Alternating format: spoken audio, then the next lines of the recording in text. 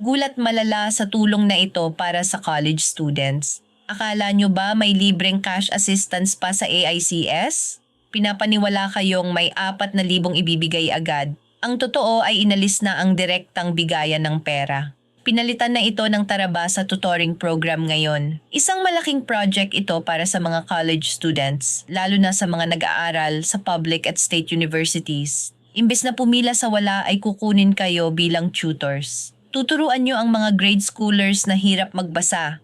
Pwede rin kayong maging youth development workers ngayon. Kakausapin nyo ang mga magulang sa mga learning sessions. Bilyon ng pondo ng gobyerno para sa programang ito. Ang kapalit nito ay cash for work na 500 piso. Babayaran kayo kada araw sa loob ng 20 araw.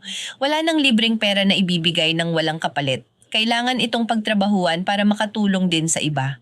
Isipin mo kung ilang estudyante ang umaasa pa rin. Yung nag-aabang ng balita online para pumila sa wala. Sino sa kaklase mong hirap sa tuition ang naisip mo?